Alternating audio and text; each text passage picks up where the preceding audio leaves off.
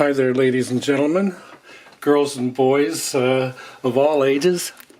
Welcome to Jebb Adams' channel. And here we are with the Singer 201K Kendra. And what we're going to look at today is a little bit of oiling and some of the cleaning I've done underneath the bed of the sewing machine. But I wanted to talk about oiling because, you know, even if we aren't restorers, even if we own machines, you know, at some point we're going to have to do some kind of regular oiling. So I just want to draw your attention to these two oil ports right here. There's another one there, and there's one over here on the upright. We're not going to look at that one right now. But I want to draw your attention because I've already oiled these a couple of times, and so I'll give them each a drop of oil now, and then I just want to go down below and show you what's going on down there as part of maintaining our beautiful vintage sewing machines. And the place where those oil ports are down here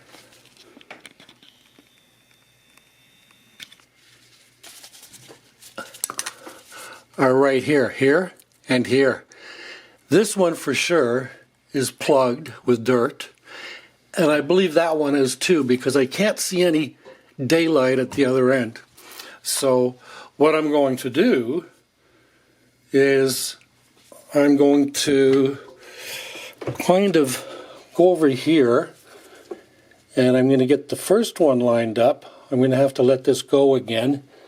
And hopefully this, I can't see what you're seeing, but see there, there's that big brown chunk of dirt right there. So I just knocked it down, and now it's somewhere down here. No bother. And then the other one is to the left of it. I'll have to get aimed up there. Okay, I think I got it there now.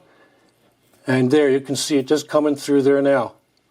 And a lot of grunge, same thing. So I might as well try and get it off here rather than pull it out.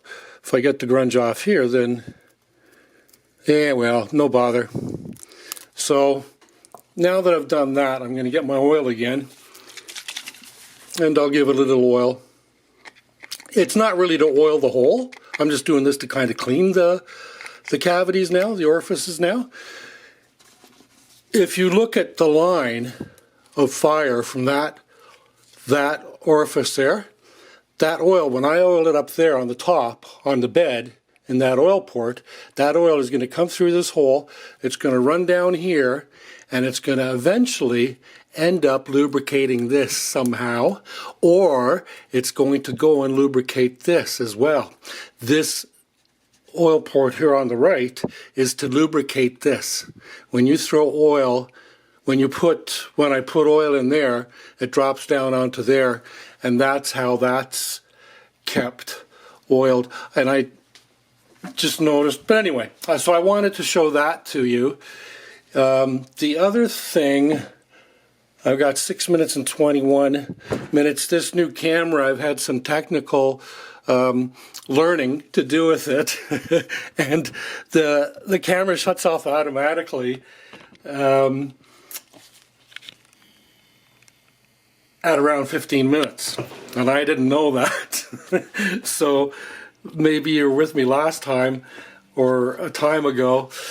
But anyway, enough about that. So the other thing that I wanted to talk about while I had us turned down here is that I did a really good, oopsie daisy, I don't want to get too rammy with anything. There, I did a really good greasing and oiling of all the underbed components, and about at least twice. So even this morning I was cleaning all the grease off these two sets of gears. So, and what I want to do is I want to get into the hook. I want to remove the hook and the hook shaft and the bobbin case, and I want to clean it entirely.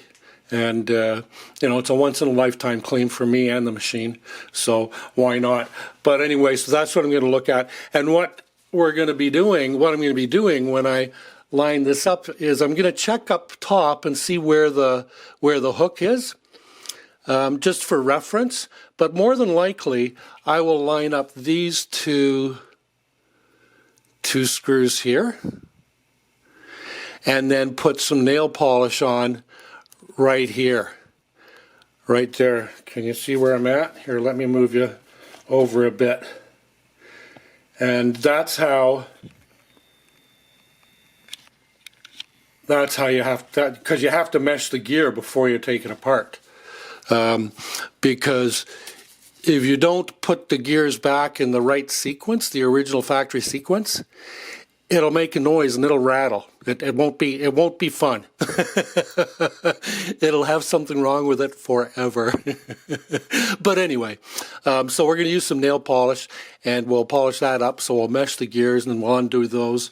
So it's going to be an exciting time. But just for now, I just wanted to make this short video and let you see what was going on here with Kendra, the 201K.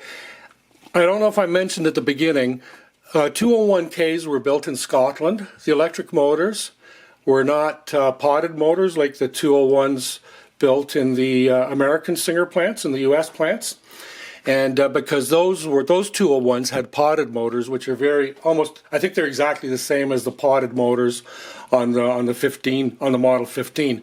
And I have two of those Model 15s, and then I have a 191J, and I think it's the same potted motor as well. But so the motor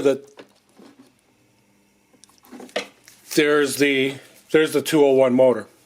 There's the wheel for the drive belt that goes up to the hand wheel. So there, that's what I wanted to let you know today. I had a great time this morning. Earlier, I got into cleaning and checking things out and looking around on the machine, but it's clean enough that I'm going to be able to do that bobbin work. Thank you for visiting. I appreciate your support, and I hope you're all well. Have fun, and have fun with your machines and your sewing or your crafts. Ciao, amigos.